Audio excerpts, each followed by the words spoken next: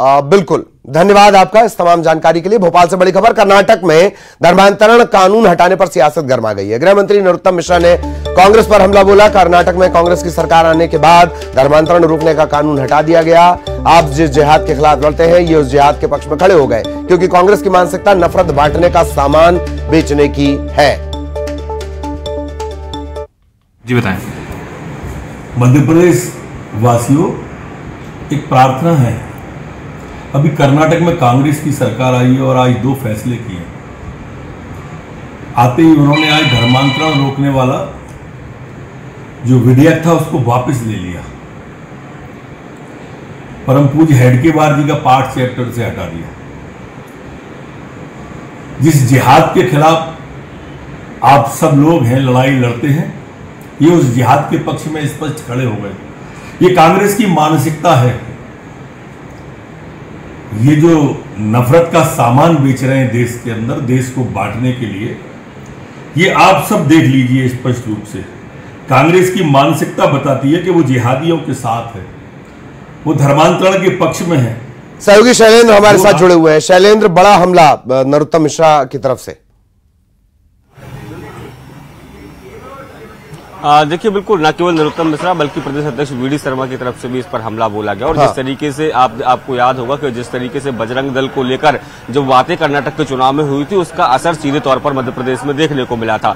और चूंकि अब ये मामला भले ही कर्नाटक से जुड़ा हुआ हो, लेकिन असर जो है मध्य प्रदेश में इसलिए देखने को मिल रहा है कि मध्य प्रदेश में इस साल के आखिरी में चुनाव होने, और यही कारण है चाहे गृह मंत्री नरोत्तम मिश्रा की बात हो या प्रदेश अध्यक्ष वी डी शर्मा की बात हो, दोनों ही जो नेता हैं वो कांग्रेस को आड़े हाथों ले रहे हैं और कह रहे हैं कि ये इनका असली चेहरा जो है वो अब सामने आ गया है। हिंदुत्व की बात करते हैं, लेकिन जिस तरीके से धर्मांतरण के कानून को, जिसको बीजेपी सरकार कर्नाटक में सरकार में रहती हुई लाई थी, उसको अब रद्द करने का काम कर रहे हैं। तो साफ तौर पर इस पर सीधे तौर पर हमला बोल रहे हैं और इसका सीधा सीधा लाभ जो है वो मध्य प्रदेश में लेने का प्रयास जो है बीजेपी की तरफ से होगा। क्योंकि जिस तरीके से मध्य प्रदेश के लिहाज से बात करूं तो चुनाव है, चुनाव के ठीक पहले जिस तरीके से अगर धर्मांतरण का यहाँ भी देखिए तमाम सारे जो मामले सामने आए हैं, चाहे गंगा जमुना का मामला हो या इसके पहले एचयूटी का मामला हो, तो उस सब को लेकर बीजेपी सरकार हमेशा यही कहती रही कि जो धर्मांतरण विरोधी कानून मध्य प्रदेश में लेकर आए थे, उसका असर है कि लगातार इन लोगों पर मामले दर्ज किए जा रहे हैं। लेकिन ऐसी में यदि कांग्रेस शासित राज्य में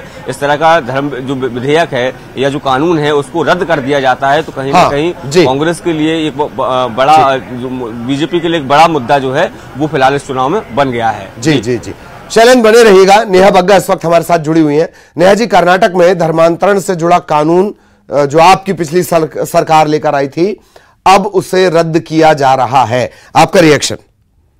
देखिए, बहुत स्पष्ट है ललित जी कि जो गैर इस्लामिक लड़कियां हैं उनके साथ जो भी अत्याचार दुराचार होते हैं, कांग्रेस पार्टी उन लोगों के साथ, उन जिहादियों के साथ सदैव खड़ी दिखाई दी है। और ये तो ओमन चांडी उनके मुख्यमंत्री ने स्वीकारा था केरला की विधानसभा में। उसके बावजूद कांग्रेस की भी सरकार ने कोई एक्शन नहीं लिया। उसके बावजूद कांग्रेस इसका विरोध करती रही, क्योंकि हमने हमेशा देखा है कि इनके लिए माननीय वंदनीय जो हैं वो आतंकवादी हैं। तुष्टीकरण के लिए इस हद तक जाते हैं कि कलावा पहनकर, टीका लगाकर अगर कोई छल भी करे बेटियों के साथ तो उनके साथ कभी खड़े नहीं होते। रात को 2:30 बजे 3 बजे ये कोर्ट खुलवा देते हैं आतंकवादियों के लिए। और हिंदू टेररिज्म करने में कौन है? वो भी ये कांग्रेस पार्टी है। तो बहुत स्पष्ट दिखाई दे रहा है कि कांग्रेस पार्टी की विचारधारा, कांग्रेस पार्टी का साथ जो है वो केवल जिहादियों के साथ में। जी, इसके अलावा हेडगेवार साहब और सावरकर से जुड़ा जो चैप्टर है नेहा जी, वो भी हटाया जा रहा है।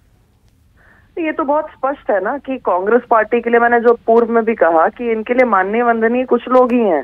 अब जो गांधी परिवार की परिक्रमा करते हो और जितना बिल्डिंग, जो भी इंफ्रास्ट्रक्चर जो जब दिखा वो सिर्फ गांधी परिवार के नाम से, जो भारत रत्न इस देश में बहुत ऐतिहासिक चीजें हुई हैं, जिसमें 2 प्रधानमंत्री उन्होंने अपने आप को भारत रत्न दे दिया, एक इंदिरा गांधी जी और एक राजीव गांधी जी।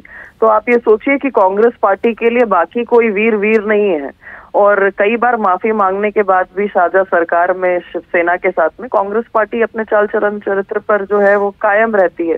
जनता इसको बहुत करीब से देख रही है। कांग्रेस की मानसिकता भी जिहादी और साथ भी जिहादियों के लिए।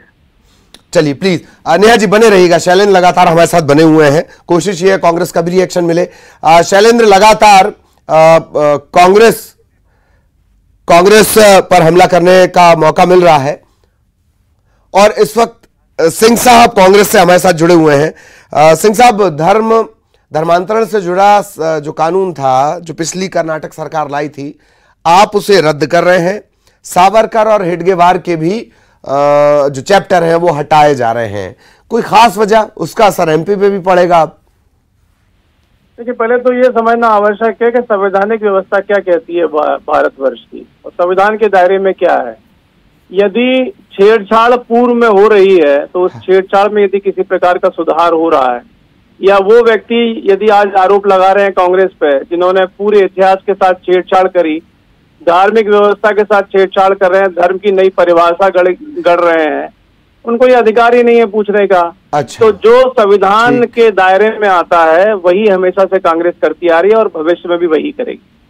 चलिए, बहुत बहुत धन्यवाद सिंह साहब, थोड़ा देरी से आप जुड़े। नेहा जी, आपका भी बहुत बहुत धन्यवाद। शैलेंद्र लगातार बने रहे, उनका भी बहुत बहुत धन्यवाद।